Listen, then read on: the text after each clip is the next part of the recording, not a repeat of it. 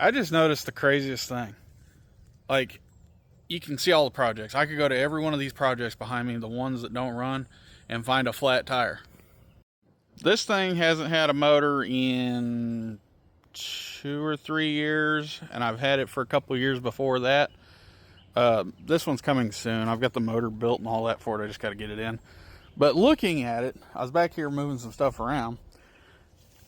I have never put air in these tires. Like, that one's a little low, but still. I pulled this out of a gentleman's scrapyard for $400, and I don't think I've ever once put air in the tires.